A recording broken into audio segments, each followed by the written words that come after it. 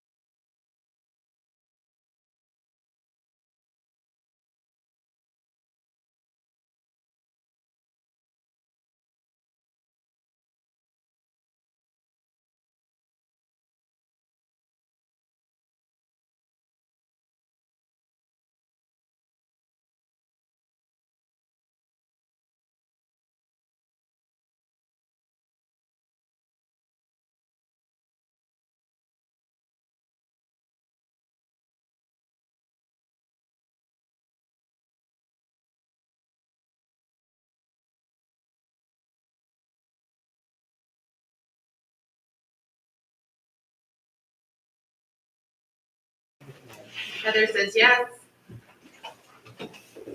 All right. I'd like to thank everyone for attending or watching virtually the Colonial Beach Town Council regular meeting Wednesday, March 16, 2022 at 6 p.m. We will call the meeting to order. I ask for you to stand for a moment of silence and then the pledge of allegiance.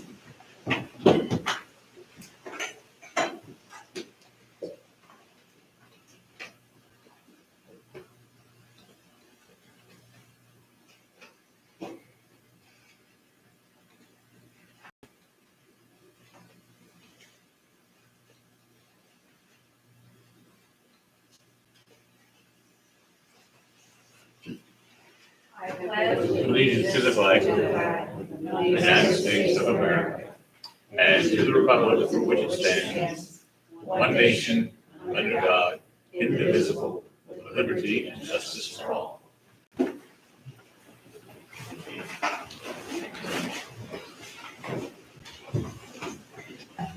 Thank you.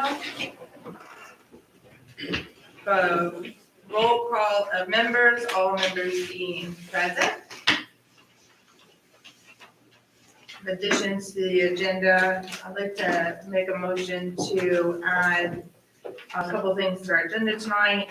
Under presentations, there also should have been an inclusion of Mr. Trivett, our board supervisor from the county, and also Dr. Mitchell, the superintendent of Plain Beach Public Schools. So we'll just add them at C and D under presentations, please. And then as well as C, a closed meeting, which will be 3711A1, discussion of assignments, employments, and duties, and staffing for the zoning, for the Department of Zoning and Community Development. So moved. Second, Second. all in favor of the agenda as amended? Aye. Aye. Approval of the consent agenda, which is just the minutes from August 18th. Heather, I appreciate you starting to get caught up. Minutes every meeting now, yeah.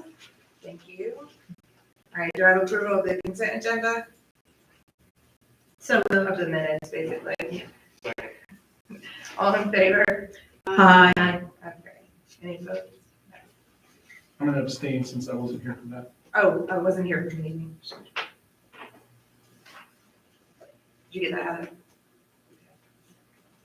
Okay. Council member announcements. Which side? I'll start on this side. This one. Good evening, everyone. This week is spring break at the schools. Our last school board meeting went very well. Our superintendent of schools, Dr. Mitchell, is he here? Made a very lengthy presentation, and I can't wait for him to tell you all the ideas he has for the school. They're very exciting. One of our students, Steffi Emery, made a beautiful presentation also for the 5th grade to start the fundraiser for outdoor basketball court. BAM immediately offered $3,000 towards the project. The total cost should be around $17,000. So our next school board meeting will be April 13th at 6 p.m. Thank you. That's it.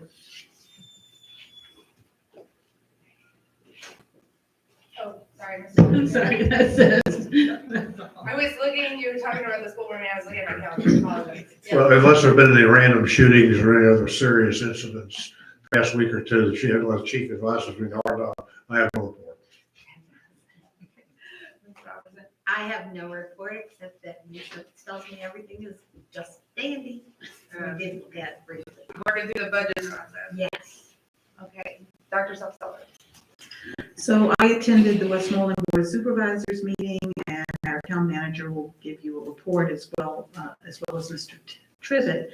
But I did want to note that the chairman, Daryl Fisher, recognized the Colonial Beach girls basketball team for their achievements this year, along with the Washington and Lee boys basketball team.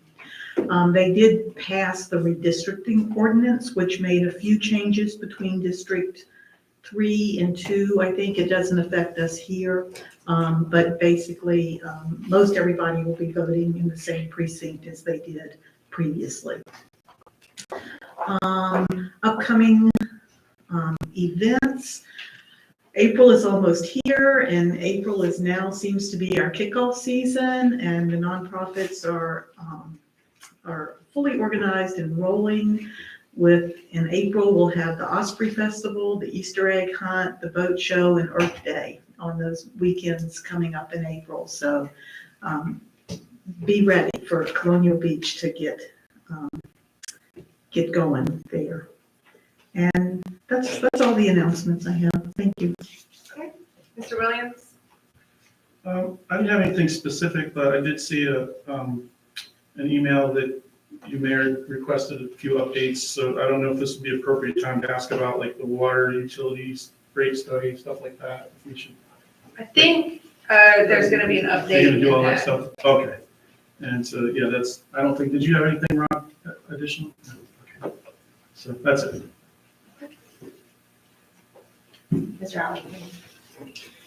So a few things from Parks and Rec. Just to let everybody know, the Parks and Rec meetings are held on the first Tuesday of every month. So please come out for those, get involved, help out, volunteer, all those good things. There will be a soccer pop-up that's proposed for April the 2nd. We're also having a tennis pop-up training for beginners, which is March 27th. You can look up the Parks and Rec information on their site for that. And some other additional activities that's scheduled thus far. In April, they're working on doing a 3-on-3 basketball tournament, a mini golf tournament at our Washington Avenue Park. Also, movies in the park, and looking at bringing back the skateboard event that the DC Wheels put on. It's probably going to be later in the year, but as soon as we can get them scheduled, we plan to. And that's all I have. Thank you. Putt-putt tournament sounds my style. I was thinking about 3-on-3 basketball, a little out of shape for that. I think putt-putt, I think I could do that.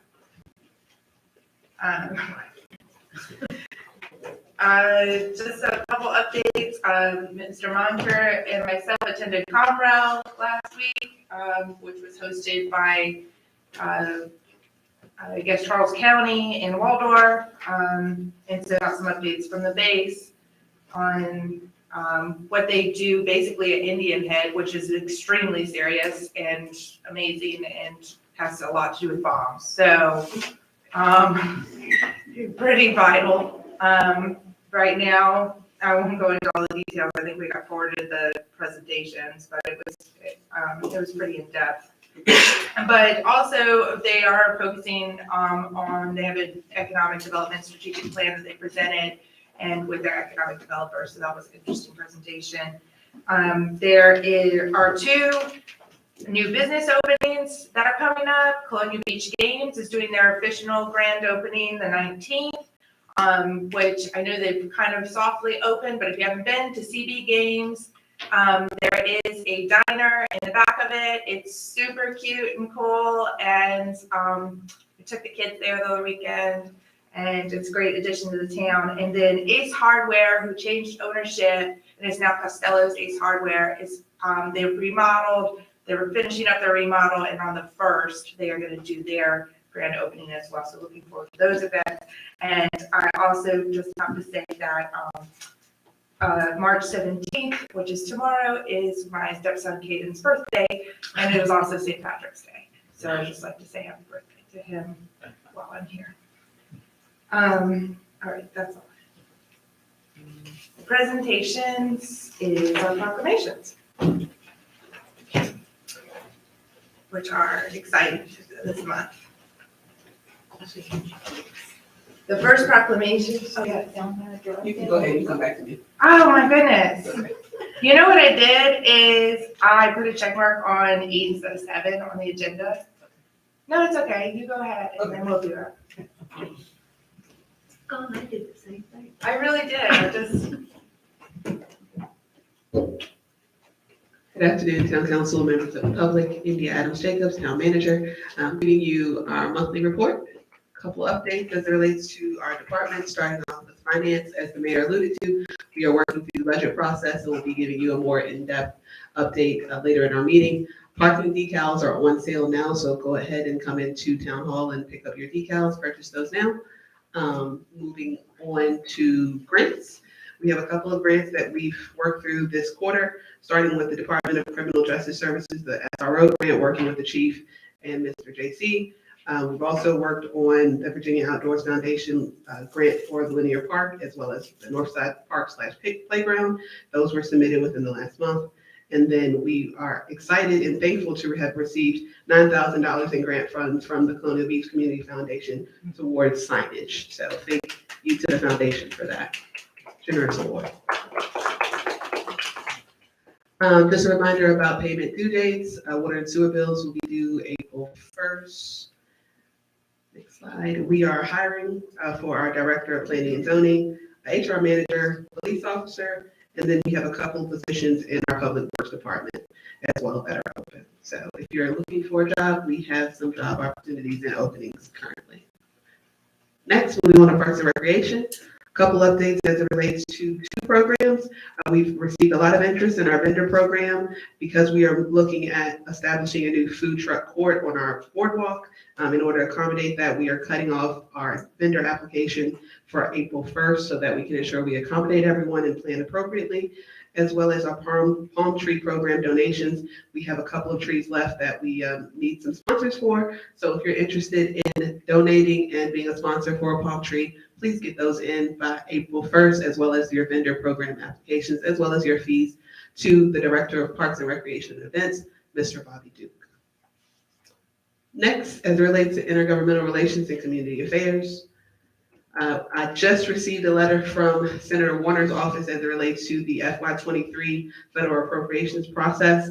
Last year, the federal government opened up what used to be known as the earmarks process, which has now been rebranded as community project funding. So as a locality, we have the ability to ask our federal legislators for assistance at the local level, and we will be looking at prioritizing some projects for that application. They already align with our CIP and our strategic plan, as well as our legislative agenda. Most high on that priority would be our North Beach erosion issues, our trail to James Monroe's birthplace, as well as the pier excursion expansion. So we are looking at those as potential options, but are open to other ideas and inputs from town council as you all see fit. Next, a reminder about the Potomac Bridge update as we are getting back into the season, in the boating season, to please slow down if you are boating through those areas where the bridge is currently being constructed for safety for those folks working on that bridge. Thanks. I'll turn it over now to our Director of Public Works, Mr. Rob Murphy, to give some infrastructure updates and answer some of those questions that Ms. Williams mentioned.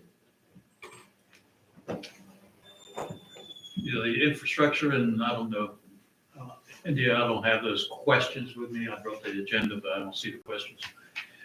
If you have them, can we put them up? The first item is the RFP Stormwater Management Plan. Second, follow-up from Dewberry on the smoke test, CCB, water utility rate study, and the water sewer new connection fees. So if you could speak to those four, thank you.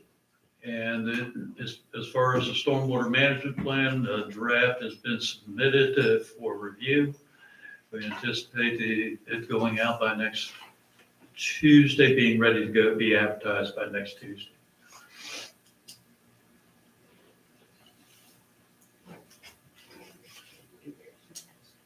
Dewberry smoke testing, and that's somewhat of, this is in relation to the central drainage area.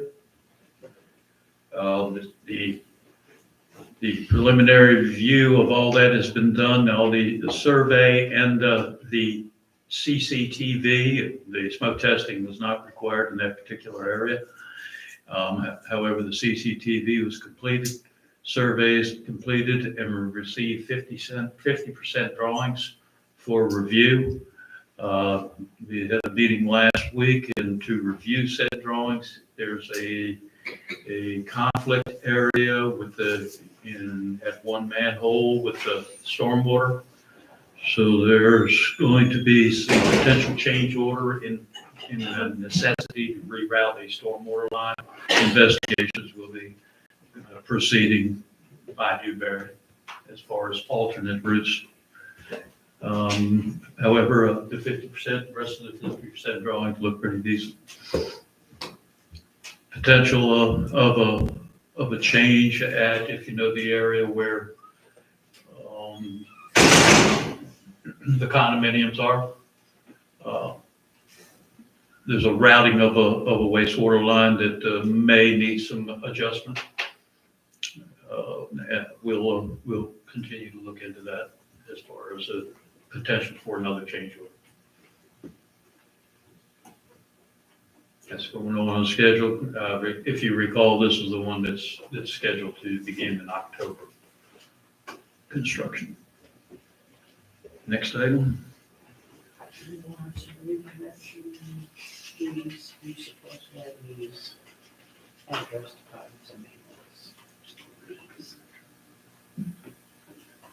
And I believe this particular question was for new connections and whether we are utilizing the parcel ID versus the 911 address.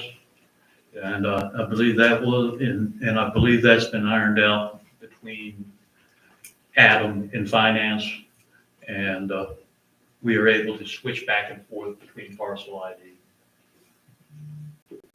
and 911 address. And lastly, water utility rate study. Yeah, that is underway. We have just gotten the awarded contractor access to our MyNet utility system, which does the readings for your meters. They're reviewing past data as we speak. We anticipate that we should hear something back within the next 30 days along that line.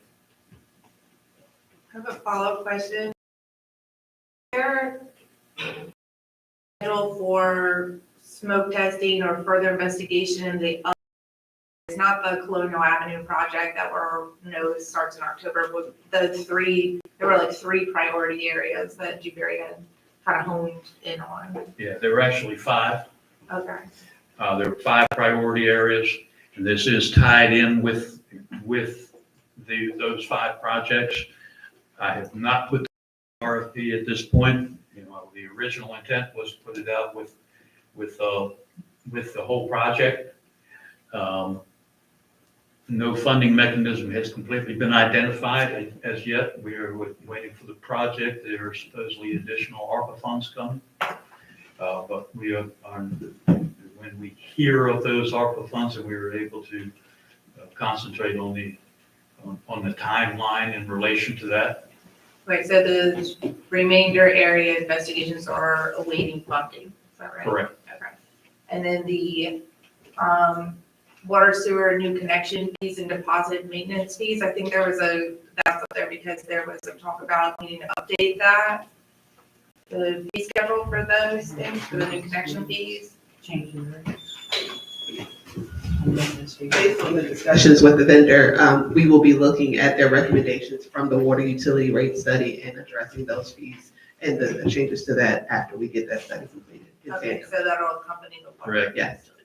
Okay, thank you. That's all the questions I have.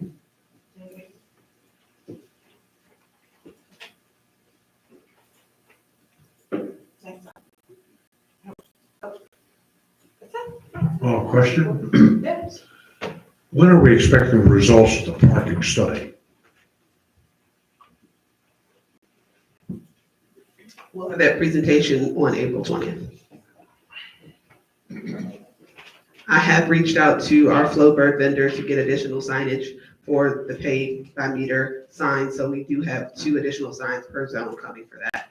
Any additional signage as it relates to parking will come after we get the recommendations from our parking consultant.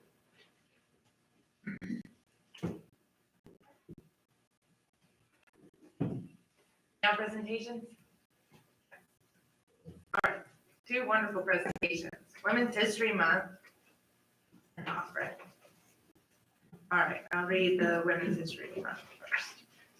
The Town of Colonial Beach proclamation for Women's History Month. Whereas the month of March is dedicated to honoring generations of women and girls who have shaped our nation through their leadership, whereas despite the hardship it would have on their family, women throughout history have fought to have equity and equality in our country. And whereas these women have made significant contributions to progression around the world through medicine, science, technology, business, and government leadership and creative thinking.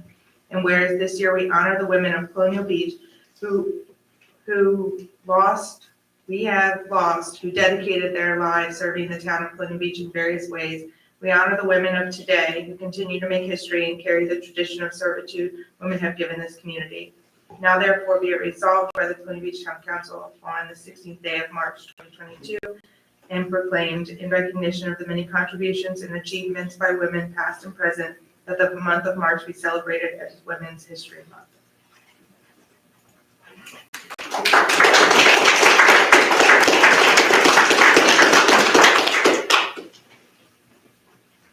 The next one. And I think we have Miss Joni Ishian, yes, to thank for this proclamation. Exciting today. Whereas the town of Colonial Beach is designated a bird sanctuary, and whereas the resilient ospreys return from their wintering grounds in South America every spring, and whereas the residents of Colonial Beach celebrate the ospreys' return as a sign of hope and new life, and whereas the town of Colonial Beach is a host for 40+ nesting sites for ospreys within its 2.6 square mile area, And whereas the abundance of ospreys in the town of Clean Beach is an indicator of the health of the river and the bay, now therefore, the Town Council of Clean Beach, at a meeting held on March 16, 2022, do hereby proclaim the osprey, and I do not know if I can pronounce the Latin name for this. I should have asked Tom to read this one. Haliitis candian, the official bird of the town of Clean Beach. It's like it's.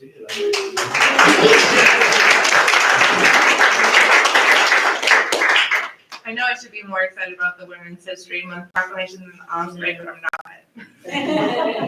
Those birds. Supervisor Tripp. I see Mr. Mitchell made it, and Dr. Mitchell. Madam Mayor, Town Council, good to see you. The board did the public hearing for the proposed redistricting ordinance. Colonial Beach is going to have 219 more individuals, not voters, but people within the town. The houses across from the shopping center, even though they were voting in the town, were actually in the 4th district as well as the other annexed area. And that was in the change that took place. So they'll still vote here, and now they'll be actually come under the 5th district. Kyle Schick was reappointed to the Westmoreland County Planning Commission for another 4 years.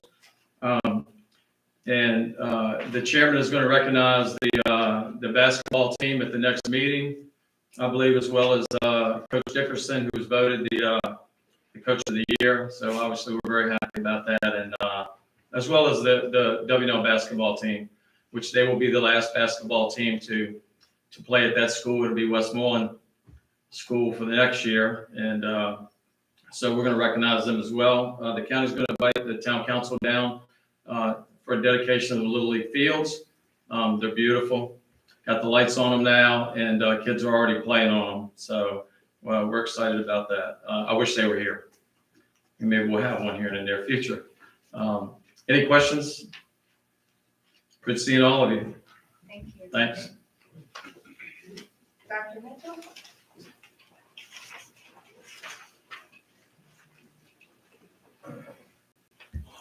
Good evening, everyone. Just a couple of updates from us.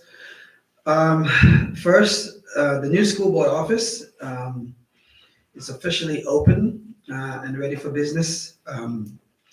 I think by Friday, we should finish our last piece of work that needs to be done, which is some sidewalk work and some concrete work along the fence, and hopefully regrading it next week. And that should complete all the work that needs to be done at the new school board office. About a week ago, I met with the town manager and our chief of police, and we had a very, very good meeting. Discussed several things. One of them, of course, I know we'll discuss a little bit later on, is the SRO grant into the next school year. We are hoping to schedule a meeting with the chief as well as the high school principal, so we could hammer out a few details in the upcoming week. A couple of things in reference to COVID updates at our school. Right now, we do not have any classes who are quarantined. We did make some changes at the last board meeting. The board approved a new policy, updated the policy that would allow staff who went from students, mask optional. Now staff is also mask optional.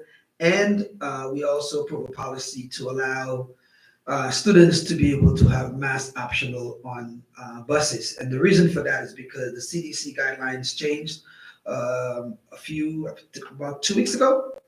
So we made those changes. CIP updates. We are in the process of looking at a couple of projects. One of them is going to be trying to get contract approval for lights at the softball field. So we're working on that right now, trying to get a couple of bids to get that taken care of. I am also working on trying to, hopefully this summer, to get our parking lot regraded, but also get some sidewalk work done. We had one of the citizens came to share some concerns with us. And we are going to try to make some improvements to try to make it a little safer for kids to walk from the school to the street. And hopefully update the light in the school parking lot. It's a little dark, especially after a basketball game or sporting event. We're going to try to work on some CIP updates there. We also, in terms of CIP, the board approved last week for us to give a contract to Johnson Control Security. They are the same company who did the vape detectors in our bathrooms at the high school. They are going to be updating the security system and updating the camera inside and outside at the high school. I should give them the go ahead, hopefully when we come back from spring break, to start that project. With that mass policy changes, we did have to make a minor change in our emergency leave policy. Previously, we were providing staff 5 days of leave, administrative leave, if they contracted COVID at work. We now roll back that policy. The 2023 school year calendar for 22-23 was approved. First day back for all teachers will be August 1st. First day back for all students will be August 8th. That's all I have. Thank you. Good with me, get them in school, August 8th, go back, get them on the bus. Madam Mayor, Yeah. Dr. Mitchell, Yes. I just wanted to commend the school board. I know this all happened before you came on board, but on the renovation of that building that is a historical building in our community. It was the second African-American elementary school in town and was the African-American elementary school during times of segregation.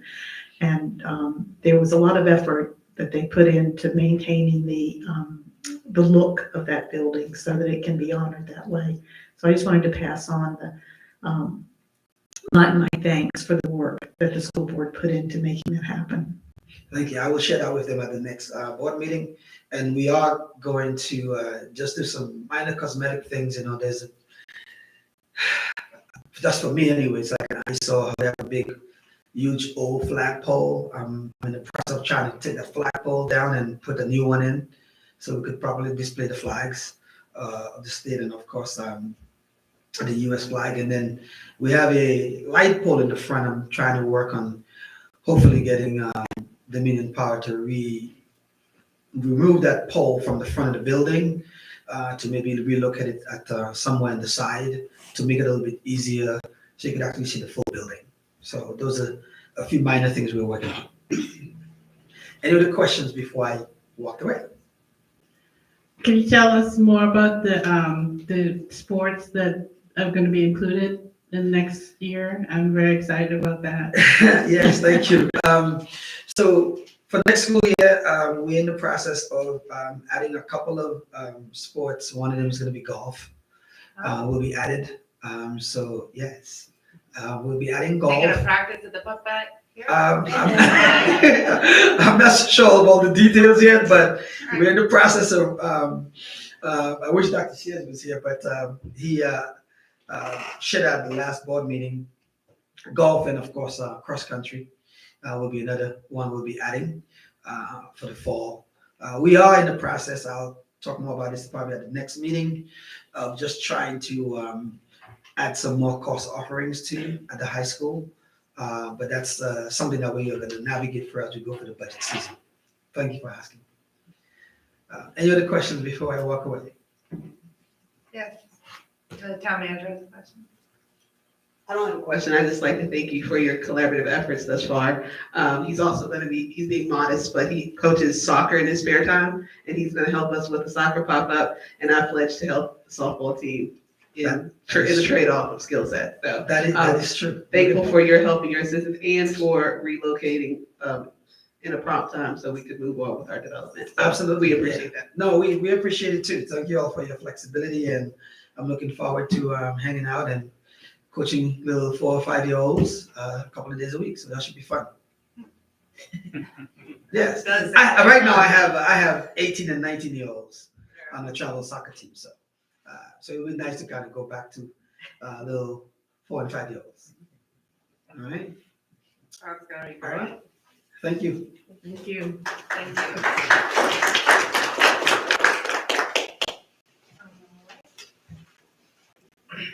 Next, we'll do citizen input. I have to speak after, because there's only 3 people signed up, so I think it'll be quick. Okay. First up, I have Ms. Busey, Toby, who submitted through email.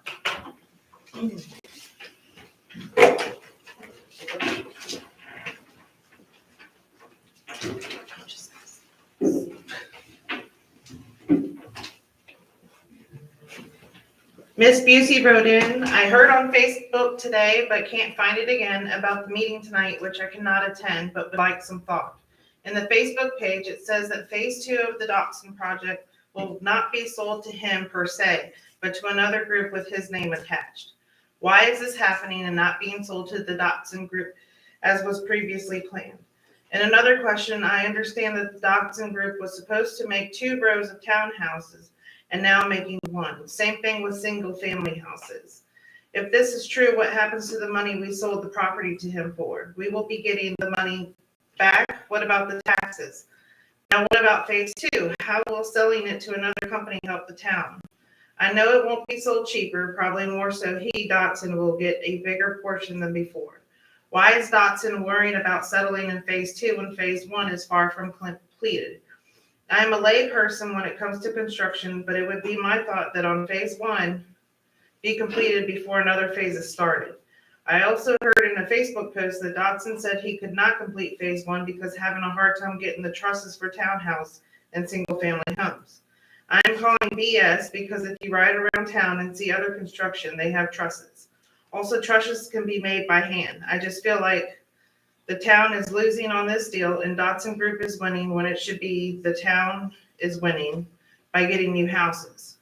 My opinion, I don't like the way his development is built. I was hoping that it would be more beachy looking, but that's my opinion. I sincerely hope in this meeting the people who are in the second company names be revealed so we know who they are.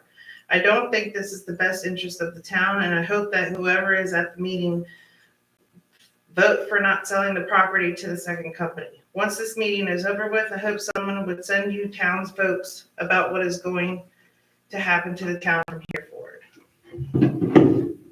I would ask Ms. St. Giles to clarify that misunderstanding. Mr. Nelson?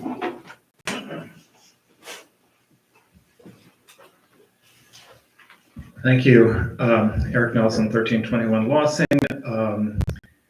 Mayor and council, thank you for letting me speak tonight. I am actually going to be putting on a new hat for you guys. I am joining, this past Monday, I was voted in to join the board of Downtown Colonial Beach. And I will, as the vice president, and I will be the spokesperson for Downtown Colonial Beach to the council. So I'm a familiar face to you guys, so I'll be even more familiar on a going forward basis when it comes to Downtown Colonial Beach. So with respect to DCB, I want to tell you that the board voted unanimously to accept the generous offer made by the town to partner with DCB on a director for economic development and director for Downtown Colonial Beach. So we very much appreciate that and look forward to working very closely with the town to make sure that's very successful. And one of our main priorities on a going forward basis is going to be to make sure that we become a full Main Street program and that we're able to take advantage of all of the opportunities that comes with that. And sort of related to that, Downtown Colonial Beach is also bringing on other new board members. So you'll be seeing some new faces associated with Downtown Colonial Beach. They're not new faces to town, but they're new faces to Downtown Colonial Beach. So it's a very exciting time for downtown Colony Beach, and we appreciate all the support that the council and the town have brought to downtown Colony Beach. Thank you very much. I also want to tell you that we are beginning to look at community business launch program. It's a very in-depth, complicated, very time-consuming grant process, and we are considering whether or not we should do it now or whether we should wait until after the executive director is hired. So that's one of the things on our plate that is pending decision about regarding when the director is going to be hired. Also, I was asked to bring this to your attention.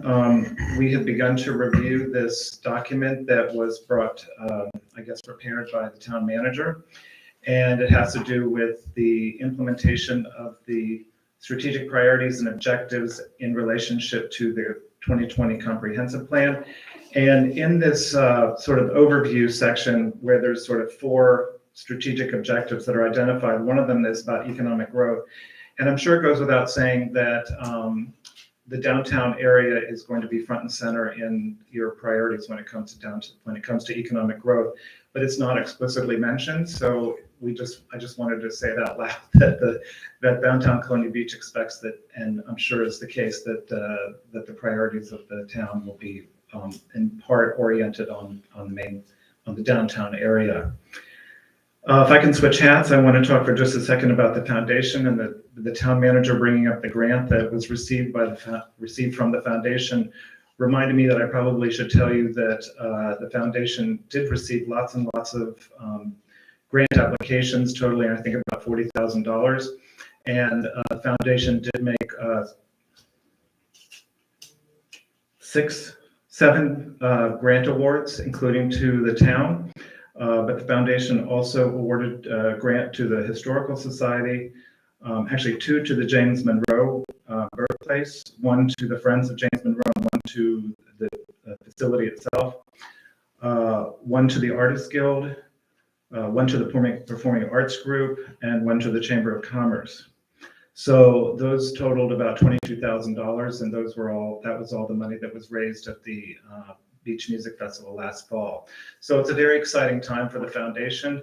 And just to digress for just a second again to the Artists Guild, of which I'm also on the board. I'm working with Councilperson Andrea Clements on 2 very fun projects for the Artists Guild, and one of them is relates to a grant that was awarded by the foundation, which is for 5 photo op cutouts. So it's the kind of cutouts where you put your face in it and you get your picture taken. So there's going to be 5 of those that we're working with the town on locations and so forth. And the other was maybe even a little bit more exciting is we're working on 7 love signs, and I think Council Member Clements mentioned it at the work session that we're moving ahead and determining the exact artists that will be producing them, and the mayor herself has suggested a very interesting and complex, and I'm sure it's going to be a beautiful thing. And I'm putting you on the spot because now that I've said it out loud, you're going to be Enforcing my commitment to it. Yes, exactly. Got it. So there's going to be 7 new art signs, love signs, and that will make us the town in Virginia with the largest number of love signs. So that's going to be one of our claims to fame. That's all I have to report. Just in time. I thought Eric was going to mention that there is a meetup tomorrow night at the brewery. That's a foundation event. Oh, I'm so glad you mentioned that. Yes, there is a meetup tomorrow at the brewery, at the Ice House Brewery, and the town manager is the guest speaker. So please come out for that. 6 o'clock. All right. Moving forward, Ms. Millward?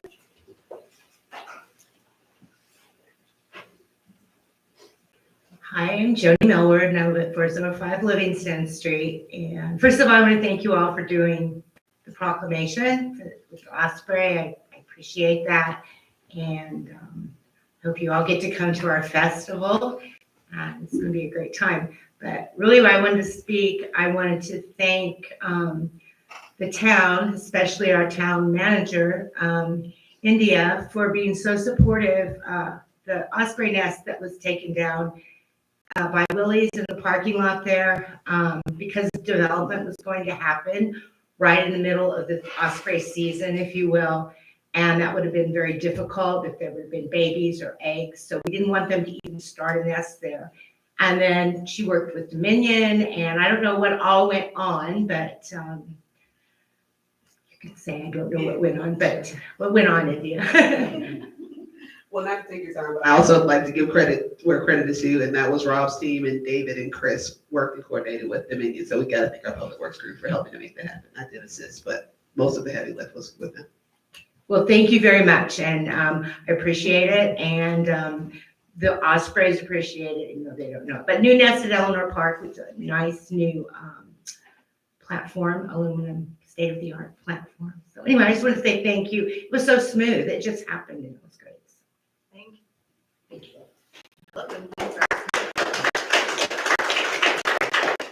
All right, I don't have anybody else signed up. Does anybody else like to speak? Okay.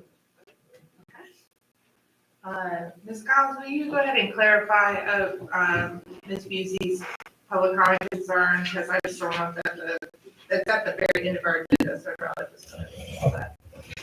Yes, so the assignment of the Dotson contract, this is not an assignment whereby there are new developers involved. Mr. Dotson is still the developer that the town is working with. What the purpose for the it's really the legal language to acknowledge and to represent the assignment, because Mr. Dotson, just like every developer on any project that I've ever worked with in my many, many years, I won't quantify, but they all establish special purpose entities. And that's what I always advise my clients. It's probably malpractice if you don't. And what that means is for each project, it's just a different LLC or a different, it could be a corporation, it could be an LLC, it could be an LP, but it's separated out, and that's strictly for corporate planning purposes. It's not different people. There's no different company coming in. The town continues to work with Mr. Dotson, and that is in fact who is would be involved in the phase 2, which is what you have before you tonight. This was approved earlier this month, but while the deed reflected the special purpose entity name, the other entity that was established, the ordinance did not clarify. There's more clarifying language in this ordinance. Nothing has changed. The substance of what is before town council is the same. It's just better clarified. And I believe that was, or my information is that was a request of the lender to just clarify that it's a separate company. Again, I always have recommended that. I've never seen anything different recommended for each apartment building. Let's just say if you have a set of apartments in one locality and then down the street you build some more. Generally speaking, I don't know how everybody structures their deals, but you would have separate companies, and that's just for legal planning purposes, tax and otherwise. Okay. So we're still dealing with Dotson, nobody but Dotson, just Dotson. Correct. Next up is old business updated designated open refreshment area, the Dora. Good evening, council. Is this working? So the council direction from the last meeting was to move forward with the application process, and that's what town staff has done. Held an initial meeting with Special Agent Taylor of Virginia ABC to inform them of our intent to apply for the license. And I also received some clarification on several questions from the last meeting that I'm about to share with you. We have sent 4 different maps to ABC to give them some options to pick from. So I'm hoping to hear back on that very shortly. And let's get into the questions. The license would go from 1 year from when we were granted the license, not to the end of the calendar year. We need a safety plan for each event. Agent Taylor's recommendation was to include the safety plan for the first event or 2 in the permit application. To do that, we'll be collaborating with the police department to see exactly how many officers can be dedicated and that kind of thing. ABC does not have specific regulations on how many volunteers or people you need to work an event. So that would just be, again, on us to figure out. That's one common thing that the ABC agent kept saying, it's really on us. They aren't too involved in the process. And it's very new, so they're still kind of working out the kinks of the program. We can change the zone after it's established. We would just need to notify ABC of that change. I could see that getting sticky if we did originally allow a business to be in the zone and they went and purchased the cups and went through all these hoops and then we cut them out of the zone. So that would be one thing to consider if we did want to change the zone later. The only establishments that need to be avoided are schools and churches. And I asked the ABC agent about the sidewalk next to the church, said that was fine. It's more about, we don't want people congregating on church property while they're drinking. Let's see. I think that's all the updates I have for you. Do you have any questions? Or Madam Manager, do you have? Thank you. Yeah, I'll take over at this point. Based on some of the research that we've done and what we've been able to obtain from other localities, we do have some examples of safety plans as well as some other marketing promotional activities. Unfortunately, because it is so new, most localities have not adopted an ordinance for this. They are kind of taking this as a test pilot year. So my recommendation, after consulting with ABC, as well as people who have already started this process, given that it's going to take 60 to 90 days to get an approval from ABC, would be to move forward with the application process with a limited amount of events this year, and then proceed with an ordinance next year if council desires. Will you explain that in a little more detail about the difference between, because I think that was presented last time, but I just want to clarify the difference between one and the other process. So based on the calendar year, we would have, I think it's 13 to 16 events. The smaller permit allows for 16 events per year, but one event is 2 days. So it would essentially be 32 calendar days where the DORA would be active. So if we opt for the smaller event application and license, we could do up to 16 events. If we wanted more, then we would have to opt for ordinance, which requires obviously a public hearing and some other hoops that we would need to jump through. Can we assure that as much information as possible is posted on this? Because I will suggest to you, there's a fair amount of public misinformation out there. And I think the more that we can advise the public as to exactly what's involved, that's the powerful thing. Yes, you can definitely do that. I also think it's a little confusing when you say a DORA event can be 2 days, or you get it for 2 days, and that means it's 2 days. That's not really true, in the sense that most DORA events operate within a time frame. So it's like 6 p.m. to 9 p.m. on a Friday night. It's not a 48-hour free-for-all, which is, I think, where some of the confusion is happening, is that it's not just all the time this is permitted. It is a designated event, and during the time of the event. And the only reason they offer it for 2 days is so you can have a rain day option, right? Like if it's on Saturday, or if the event is run Saturday and Sunday. That's entirely within the town's discretion. We can use it. We can use both days and have fully active DORA days if we want to or not. Okay. And that's what most localities seem to be doing, is doing 2 days just to maximize to capitalize on the smaller permit. Yes, so to clarify, one DORA day event could be, let's just say hypothetically, Friday from 6 to 11, and then Saturday from noon to 11. And that would count as one event. Right. So we could stipulate that, as he mentioned, however council sees fit. Could you explain, and maybe I missed it, I don't think I did, but the blue and the yellow? Yes, this is the map option we sent that had 2 different zones. I will say that from discussions with Agent Taylor, it seems that ABC's preference is to have one zone, just to keep it simpler. But I believe that was the intent with this map, was to have the yellow be a second zone. But we're waiting for ABC's official feedback on the map options we sent. And interestingly enough, right after we discussed this at the work session, my daughter called me and told me about going to the one in Fredericksburg. They do it on First Friday. It's called Sip and Stroll. And so if you're interested in going up there and checking that out, it's the first Friday of each month from here through the summer. And how do they man it?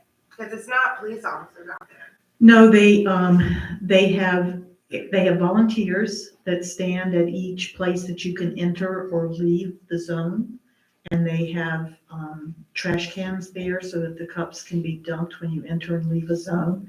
The zones do cross both William Street and Caroline Street, if you're familiar with Fredericksburg, because there are businesses participating on both sides of those two streets. And I think it might even be a little bit larger than that, but that's the blocks that I think of as being the main blocks that are included. And the one issue that she raised, she said a lot of the way they have theirs set up, you can't take this establishment's cup into the next establishment to get a drink, but they didn't always have trash cans where you could drop that cup. So just something to think about. I'm not sure that was the way they opted for it. And I know that JC and town manager India are talking to them and looking at those, but it is an opportunity for people from town to go check it out, to see what it's like. Yeah, we reached out to Fredericksburg's Office of Economic Development, and they do work with their Main Street affiliate, as well as the City of Manassas. Historic Manassas is their Main Street affiliate. And earlier on, we actually sat down and met with the chief and our director of public works and talked about some of the need for additional trash cans and additional officers in the safety planning area. And public works already has 20 or so trash cans that we're ready to deploy, so we don't have to add anything additional to that from an expenditure perspective. So we already have that piece underway. Obviously, we will have to submit the safety plan, but we have examples of that. So we're really in a place, I think, in a good place, given some of the examples from other localities, and then coordinating with our NGOs in town, I think, to make this. I think she said at the one she went to, the Rotary Club had volunteered. So an NGO volunteered to provide the volunteers for each different event. But this could be a partnership with the Main Street affiliate for their sponsored events or things like they did cool nights and hot days one, and then they did, I'm sorry, I forgot. But they did 2 of those events as well, things like that. Okay. Yeah. Who makes the determination as to the scope of these events? You talk about 1 or 2 days. Who makes that determination?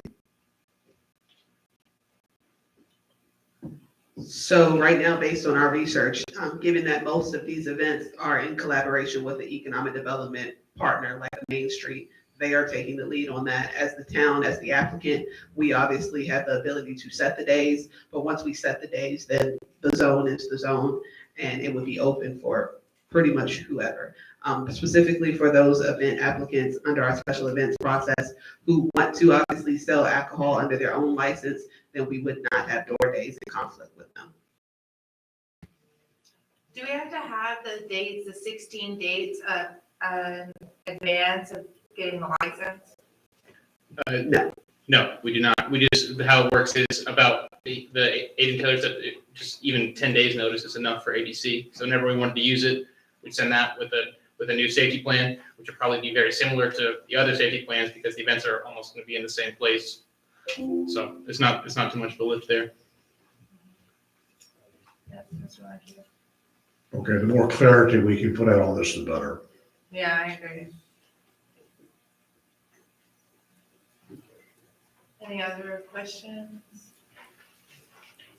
Do you need a motion from council to move forward with the application?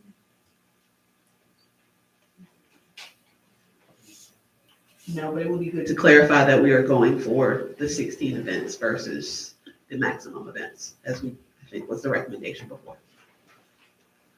Okay, so is there consensus to knock over the full and buy for the more limited option, the 16 event permit? Is there discussion on that? So how many of the art walks would that encompass? well, there's 12 months in a year and there's 1 hour walk a month. Right. Doesn't leave a lot of other events. I don't understand the question. I would assume if, I'm just thinking out loud, if the Artist Guild decided that they'd like to be the NGO partner for one or more of the DORA events, that we would work with them and pick the days. Okay. When, I think the Main Street affiliate is a better partnership because the Artist Guild is running the event at the time. And so like, while I participate, I can't help because I'm a part of the sponsorship of the program, you know, but this would be an option for them. when do we anticipate action or approval of the application? If we were to get it in by the end of the week, best case scenario would be, or worst case scenario would be middle of June.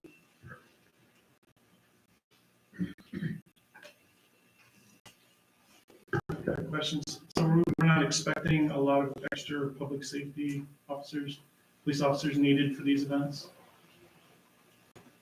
The public safety plan will have to be created by the chief. So within the resources that we have, I think, not to speak for the chief, and I can kick it over to him, but we would look to enhance patrols in those areas. Chief, do you want to add to that? Each safety plan has to be specific to the DORA event itself. So the plan is scalable of how large the event is going to be as in scope of days and hours in the day. So that will dictate how much personnel you may need to utilize for each event. So if it is a Friday night from 6 to 9, will be a smaller footprint than if it is a Saturday event from noon to 11. So those type of dynamics is what's going to determine how many public safety resources that we'll need to utilize per event.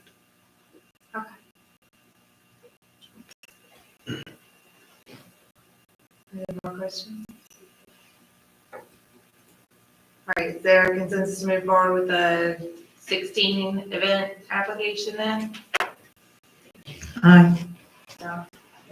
I'm seeing head nodding. Yes. Okay, everybody seems on board with that. That direction for you? Yes, thank you. Next up is Chief Beaver, School Resource Officer Agreement between Clay Beach Public Schools and Clay Beach Police Department. Yes, ma'am. According to DCJS, we have 1 more year of eligibility for an SRO grant.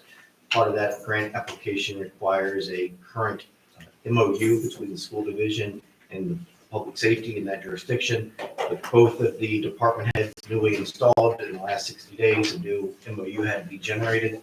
So we've created a new MOU based off of DCJS guidelines.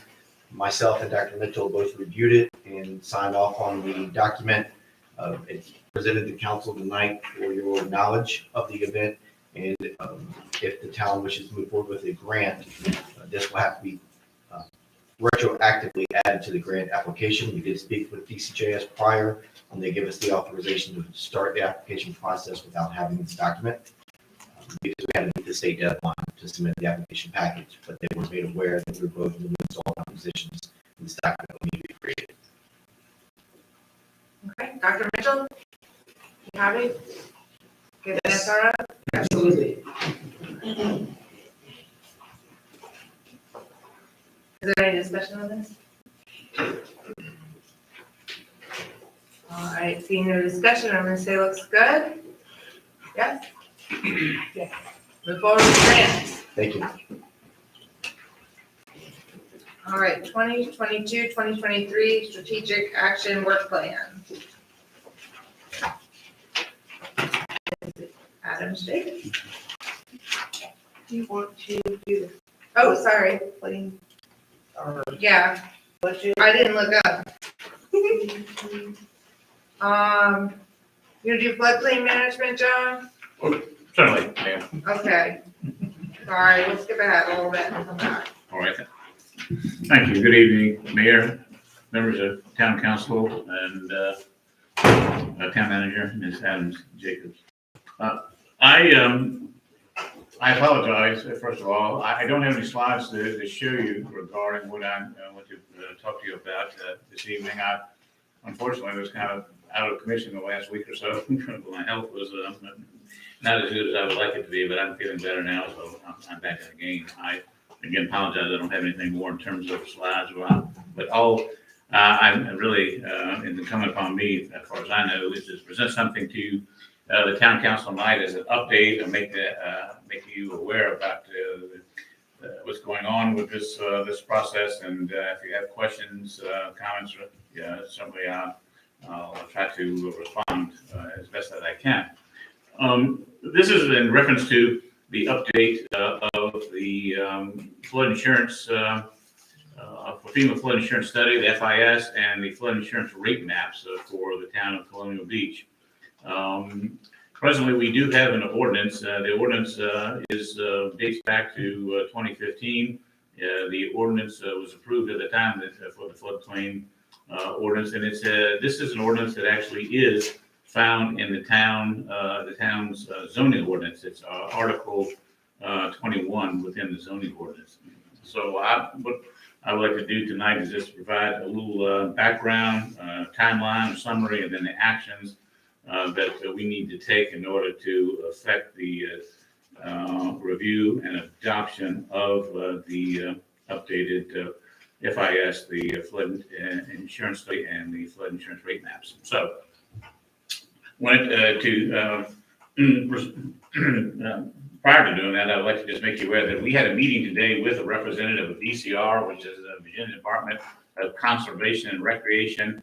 DCR is the state agency that's responsible for administering the programs throughout the Commonwealth as relates to the floodplain management, the National Flood Insurance Program on behalf of FEMA, and they work in conjunction and, of course, serve as a reporting agency to FEMA about the NFIP, the National Floodplain Insurance Program. Our meeting today was Mr. Lavriere and the town manager, Ms. Kaylin DeBernard, who is planning technician in our department, and myself. And the conversation we had with Ms. Randy Buford with the DCR clarified some questions that I had as it relates to the timeline in order to affect this. And I'm just would like to share with you the sequence of what needs to transpire, ultimately leading up to the adoption of the updating of the flood insurance, these maps and the flood insurance study.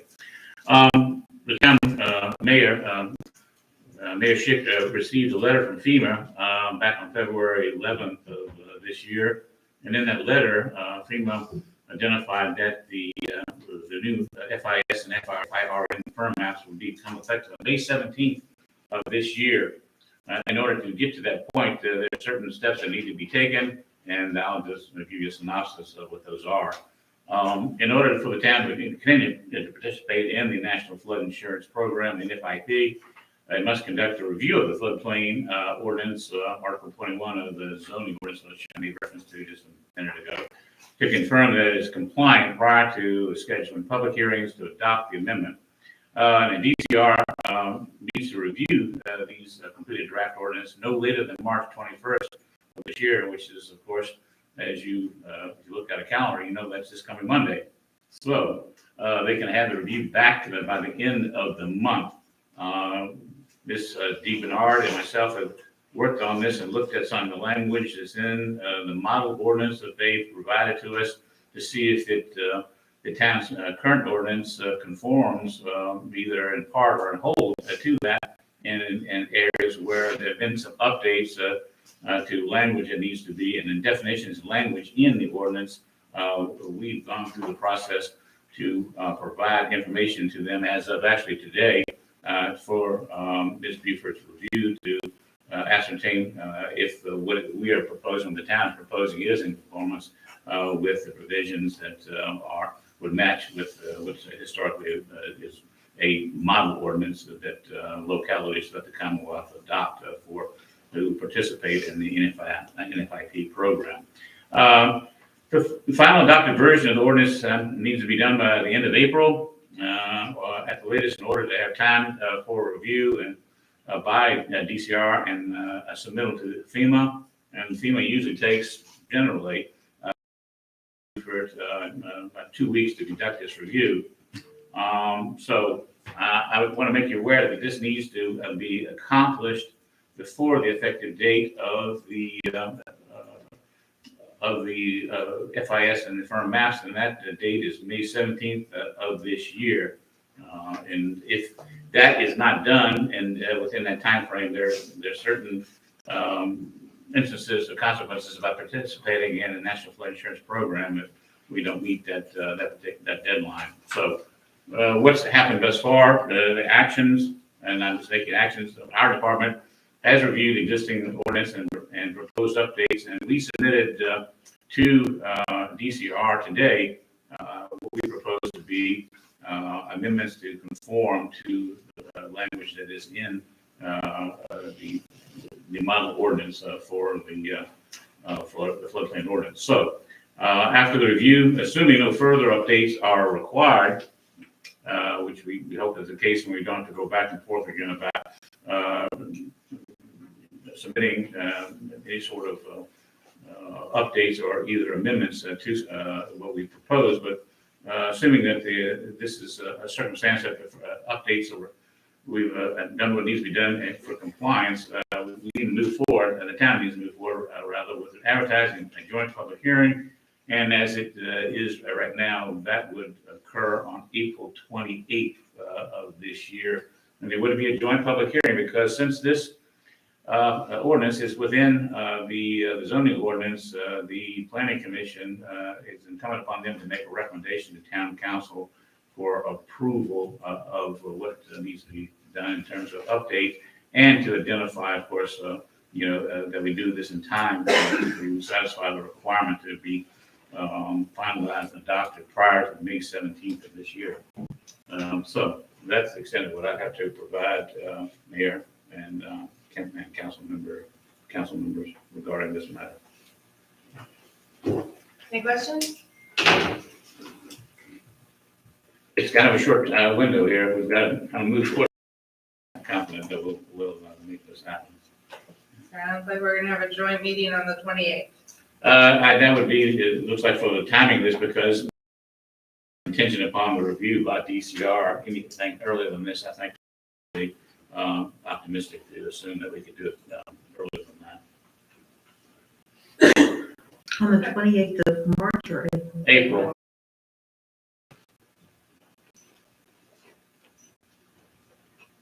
Well, at least we have a good heads up.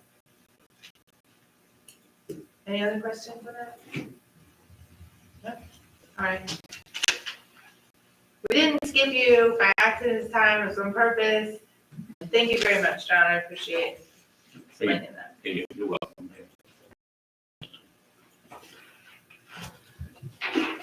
So you have before you your strategic action work plan for 2022, 2023.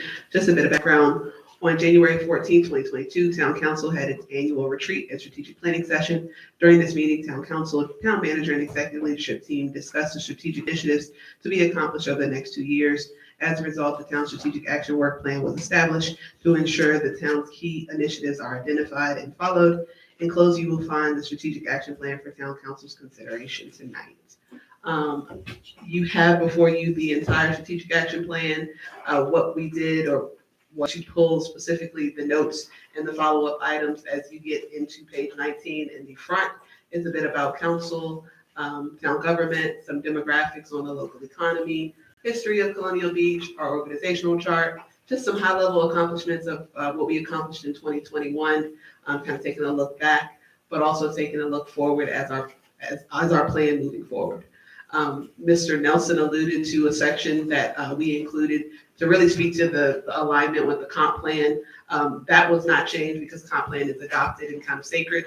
So we just pulled specifically the goal areas from the comp plan so that you can see where some of the alignment is naturally, and then moved on to the actual strategic action initiatives for this year. As you can see in the beginning, You have our ongoing items that are already underway, as well as on page 20, some items that we are looking to get completed by May 1 of this year. Just to highlight a few that are already been completed. Number one, adopting financial management policies leading into our budget process that has been completed. Research on the establishment of an open container area. Slow down, sorry. Sorry. Number two, establishment of Where an are open, we, where page are we? page 20. I got caught in the pictures. They're good. We were waiting on pictures, so I'm happy we got them finally. On page 20, our open refreshment area, which was the door that we discussed last council meeting and then tonight. And then the participation in Virginia Main Street program, briefing council on costs and benefits of that. We did that last month. Number 8, implementing business license tax improvements have been completed. Number 10, completing the update of the town's website that will be launched here in the coming weeks. That's near completion. And then completion of the comprehensive parking plan, which will be completed here in the next couple weeks, looking to present that April 20th. Either ahead of schedule or on schedule so far. On page 21, some of the things that we've touched on tonight, completing the utility rate study, meter cost analysis, looking to complete that by June 1. Also reaching out to healthcare providers, specifically Mary Washington, to look at options for expanding either satellite or an urgent care facility here in town. And then I also have to commend Heather and Miss Vivian here, our town attorney, on the FOIA training for staff. We completed that early at the beginning of the year in February. We're also moving forward with the space needs assessments for a new municipal center as well, to really ascertain our needs moving forward in the next couple of decades. And that's one item that's already underway, rolled over from 2021. Next council meeting, Chief Deaver, number 8, will be giving a presentation on a restructured beach ambassador program and alluding to an Explorer program that he's been working with Lieutenant Parsons on, so we're excited about that. And there are other items on this list that we are working on throughout the year. So that's the end of my update for the Strategic Initiatives Work Plan. I'd like to thank council for participating in setting the vision and the intention for town staff to move forward and work on these initiatives through the next year or so.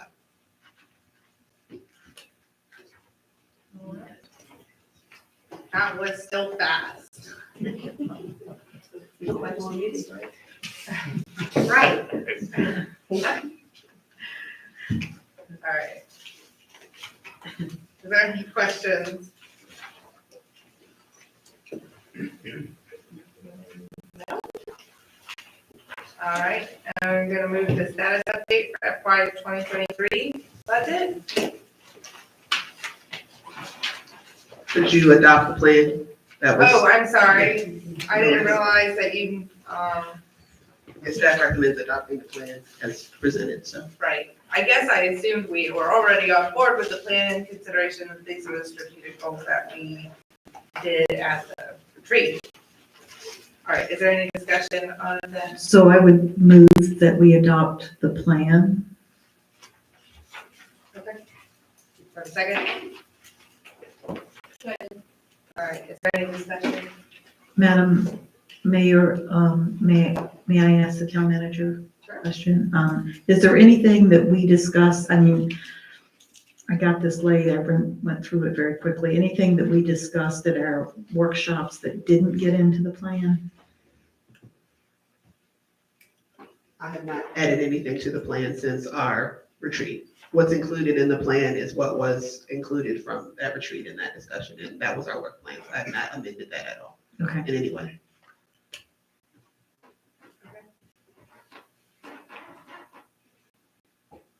Any other discussion? I have a question. Item number 17 on page 23, it says connection to Monroe's birthplace. Is that still on the table or was that scrapped?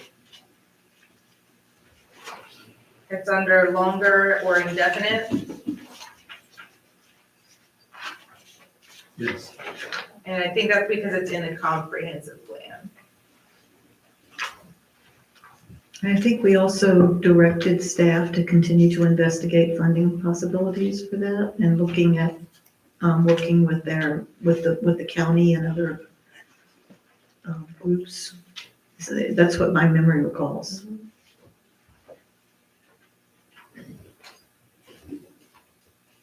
I think when you make it to number 17 of the very last page of a 23-page strategic plan, you probably realize where you're at on that. Yes, but we will also be looking again to our federal partners for opportunities for funding. Trails has become a high priority at the state level, as well as there are some opportunities at the federal level. So while that may have been cost prohibitive to us as a locality, there may be opportunities to leverage either grant money or appropriations money through this community project funding process. I think another potential thing that has been brought to our attention by Representative Whitman was that this heritage area concept that they're trying to get done at the federal level, and that would complement, I think, his vision with the heritage area. Yeah. Well, this is a strategic plan, so I suspect it will still require specific funding when those issues arise. So a plan is one thing, implementation is another. I was just, is the North Side Park in here? I was doing a word search and I don't see it.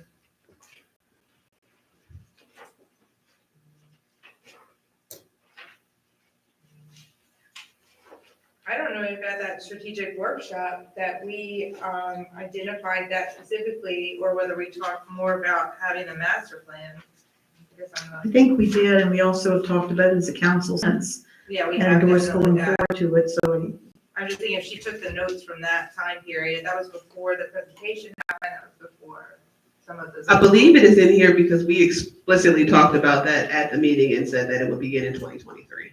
So I believe that is in here. Yeah, I remember actually asking Bobby how much the park would cost. He said in 100,000 range or something, so I do know it was discussed.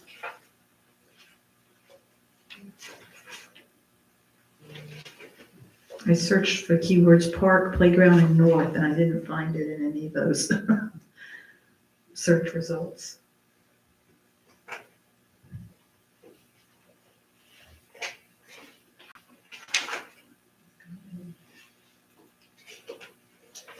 I can add that, but I believe that is in here somewhere. Because we did talk about that explicitly.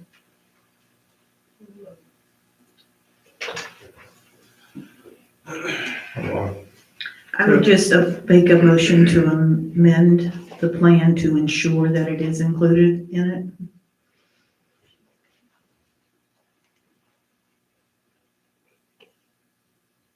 I'm just rereading it to make sure it's not missed in some other kind of verbiage.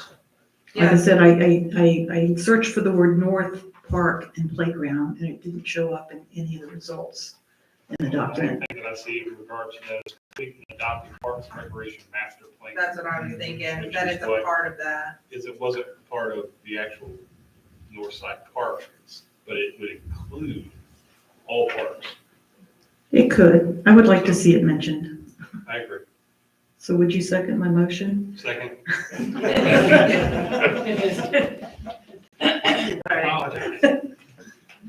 I agree. I'll put it after number 9, but it is included in that, and the RFP did go out on that today. So explicitly, the Northside Park is included in the master planning. Make sure. Let me suggest that some of these projects could be the subject of either grant funding or outside funding, so True. that's a determination that we'll need to make down the road.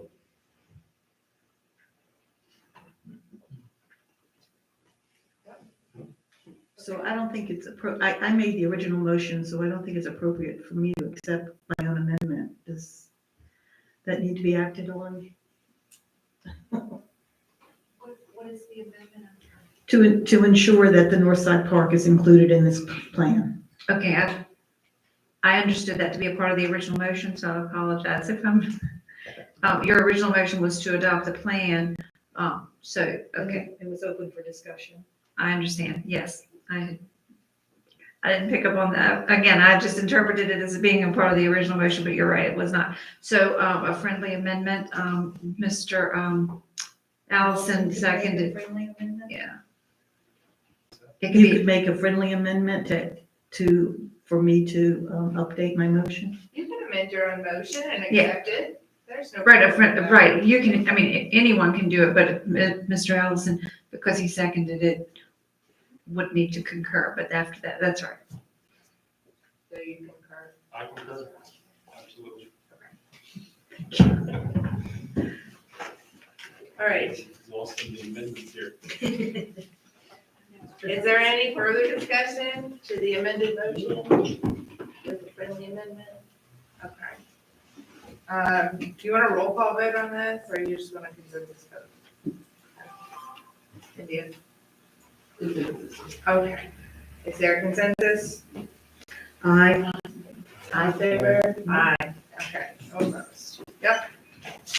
Moving forward. Status update of the FY '23 budget. Now, Ms. Hooks.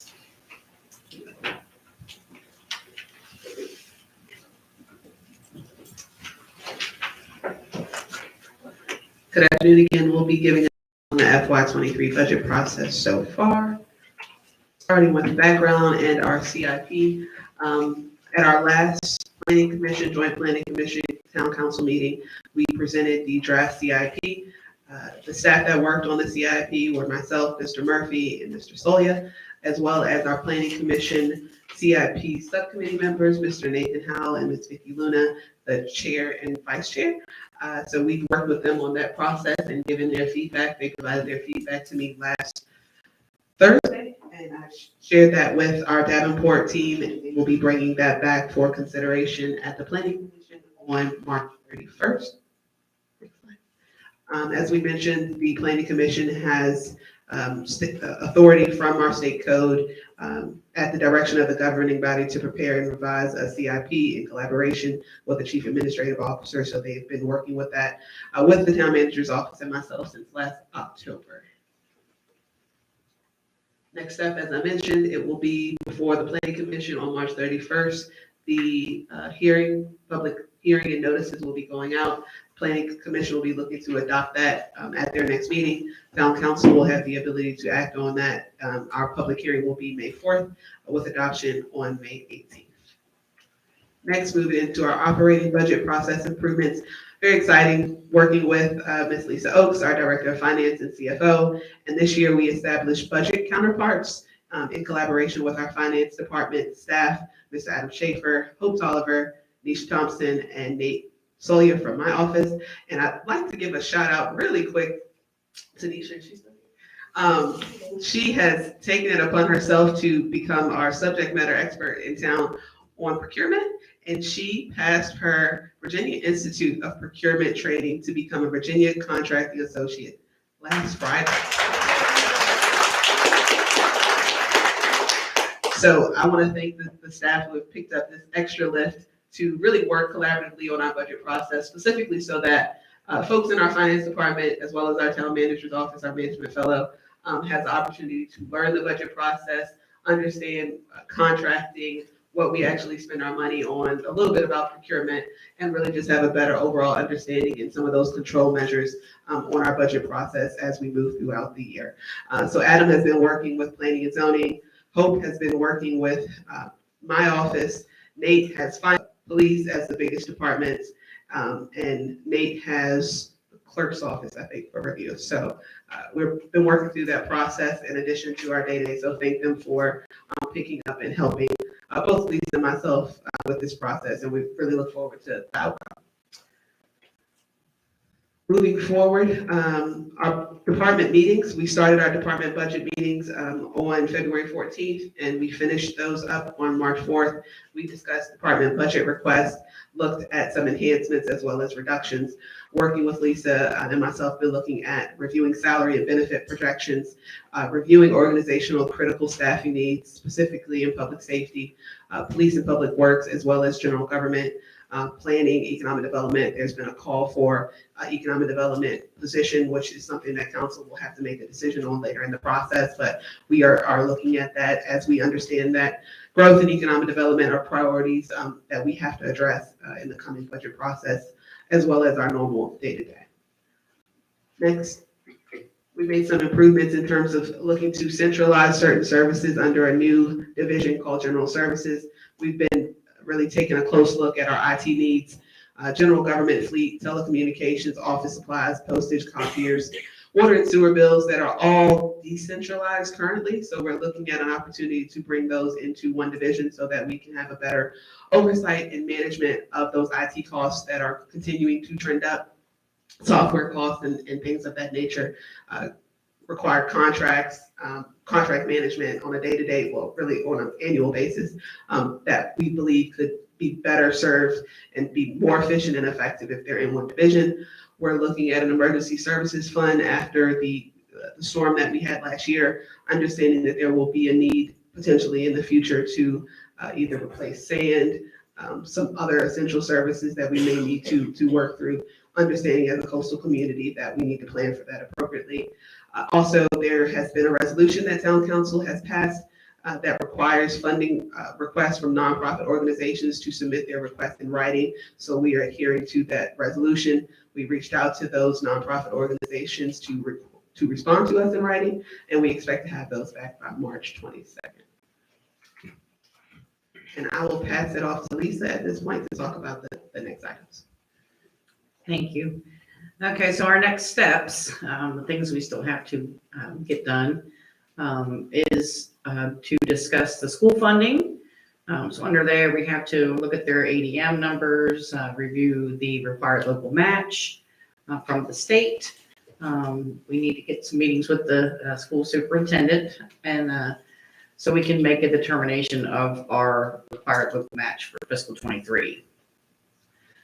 We also have to look at the analysis of the real estate assessment. As we know, the assessments are going up. So we need to determine with the new assessment numbers we got from Westmoreland County, what the additional revenue will be, and I'll bring an analysis to you regarding equalization, which I think we're doing soon, next meeting. Provide the council with that analysis, and then we can discuss setting the real estate rate. Slide. On the county side, we're still looking to get some numbers from the county on the E911 services costs that we would need to provide to the county. That's for our dispatchers. And then for, we're looking at the 2022 personal property assessments. I spoke with the Commissioner of Revenue last week. They still had no solid numbers for assessments for personal property. He's waiting on some information from the state still. I'm going to reach back out to him the end of this week to see where they're at on that. The discussion I had with him, he said if we don't, he said he would suggest that I use last year's numbers. So we'll see where they're at this end of this week on that. Economic trends. So we all know fuel costs are on the rise. We've already had some feedback from Carter Automotive, who does a lot of our oil changes and maintenance on our vehicles, and he's already informed us that those services are going to anything that he has to use relating with petroleum products is definitely going to be an increase. So we've looked at how that's going to affect our budget. It's mostly in the police and public works. The construction and maintenance issues we're having impacts our CIP and our public works. So we're having supply chain issues, which is challenging not just our municipality, other municipalities. Also the rising costs there. The other big economic trend going on now is, the cost of living, inflation rates. I got some information from the Bureau of Labor Statistics. Over the last 12 months, the consumer price index has risen 7.9%, and they see that it is going to be increasing. This is the largest increase they've seen in a 12-month period since 1982. I kind of just want to make you all aware of that. General Assembly impacts right now, they're still working on a state budget. There's no state budget, and that does affect, some funding that we might get from the state. It also might affect some of the stuff from the county. So there may be some delays, or we just have to make best guess estimates. And I know that I don't know what day the special session is, but it is in the upcoming months. They're supposed to be finishing. So that's where we're at right now in our budget.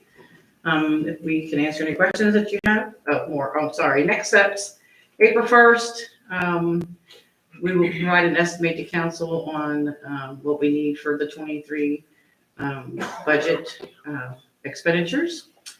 April 6th, we'll be presenting the, real estate tax equalization and discussing a tax rate. Then April 20th is our presentation to council on the budget, and we'll request a public hearing at that time for May 4th. And then we'll hold that public hearing on May 4th. May 15th, the school board should by that date have their budget adopted. And then May 18th, we will be presenting everything for approval and appropriation by town council. Now, are there any questions?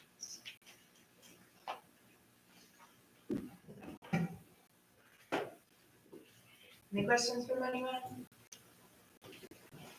I do have a question. You were talking about a lot of costs increasing because of inflation and increased fuel prices.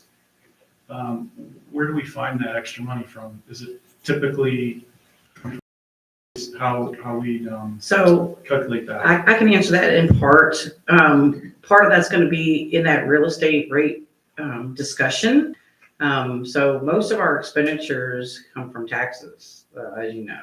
So that's our bulk of our funding for the things that you as a council have to consider when you consider that tax rate.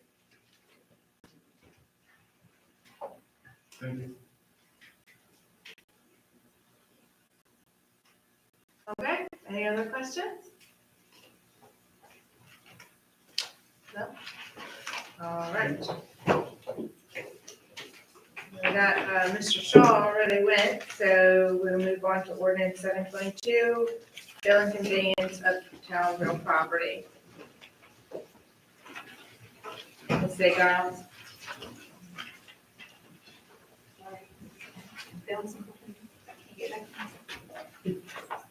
So, as I suggested earlier, back to the right one, as I explained before, so this is equivalent to, it's the same as the ordinance you adopted before, but this does clarify in greater detail why the deed, now the deed attached as the exhibit was, it previously did list the correct special purpose entity name. The difference is the clarifying language in the ordinance itself, just to clarify that there was a conversation from before. That is a Dodson entity. It is still with Dodson. It is simply a corporate planning technique, and it is still Dodson. Again, this is identical to the approval before. This is for purposes of closing. It's coming up very soon, and it just clarifies that they established an entity, a special purpose entity for holding this property. Yes, Mr. Michael? Maybe to clarify then, we should receive $649,500 as I receive the consideration on the deed. And it really shouldn't matter to us who the check comes from.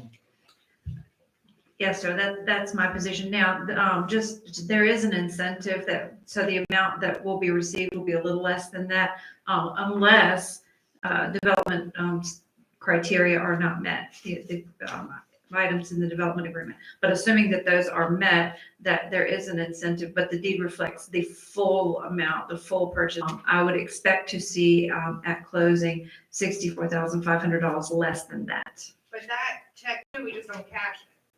It's a letter of credit. Right. Yes, yes. So, and it would be collectible if the terms of the development agreement for phase 2 are not met, then you would contact the bank and you would do that $64,500 as well.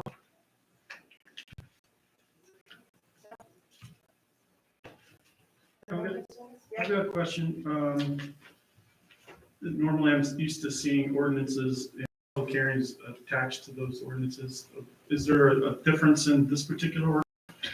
There is, for an ordinance of this nature, there is no requirement for a public hearing. The only ordinances that require a public hearing, and you're correct, most localities have public hearings anyway. But there are special circumstances. For example, zoning ordinances require a public hearing. Tax levy ordinance requires a public hearing, but an ordinance of this nature does not require a public hearing. Thank you.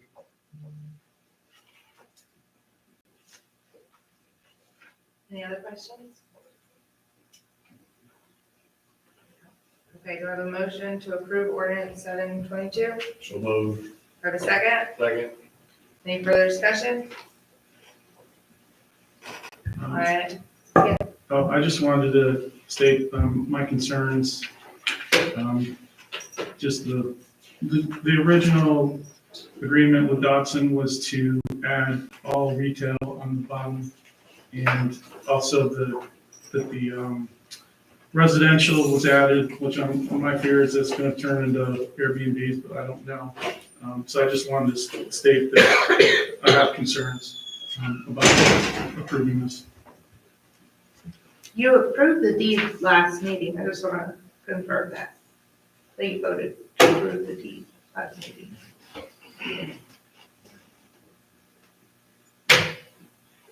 All right, is there any other discussion yet? Okay. All right, do a roll call vote. Ms. Clement? Aye. Mr. Moncur? Aye. Ms. Robertson? Aye. Mr. Allison? Aye. Ms. Williams? Nay. Dr. Sullivan? Aye. And aye.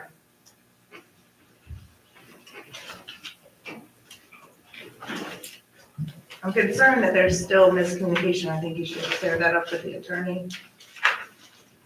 All right, is there a motion to go into closed meeting pursuant to Virginia Code 2.2-3711A7 and consultation with legal counsel pertaining to pending litigation where such consultation of the meeting would adversely affect the litigation posture of the public building in the pending court case in Westmoreland Court? And pursuant to Virginia Code 2.2-3711A7, consultation with legal counsel pertaining to pending litigation where such consultation of the meeting would adversely affect the litigation posture of public body in the pending court case in Eastern District of Virginia, U.S. District Court, and 3711A1, discussion of assignment employment duties and staffing for the Department of Zoning and Community Development. So moved. Is there a second? All in favor? Aye. Excellent. We will Can we take take a a 5-minute break? recess and go into closed session.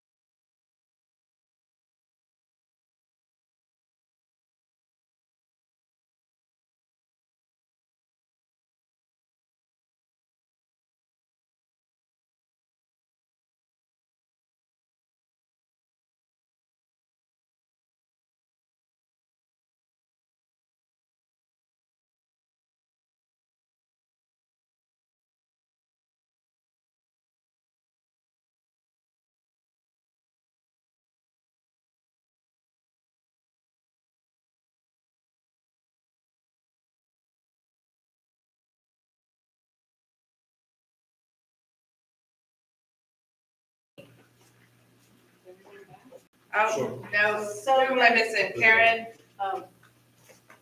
Is there a motion to reconvene in open meeting? So moved. All in favor? Aye. All right, now we do the, okay. Is there a motion to certify that only public business matters lawfully exempted from open meeting requirements under the Virginia Freedom of Information Act, and only such business matters as were identified in the motion by which the closed meeting was convened were heard, discussed, or considered in the meeting by the council? I need a motion and then I need a second. So moved. Oh, second. Second. And then we need the individuals. I so certify. I so certify. So certified. So certified. So certified. And I so certify, or I have a motion for adjournment.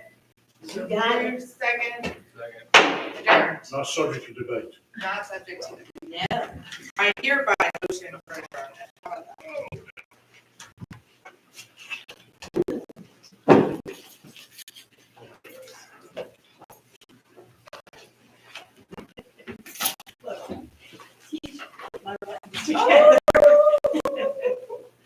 Look at that.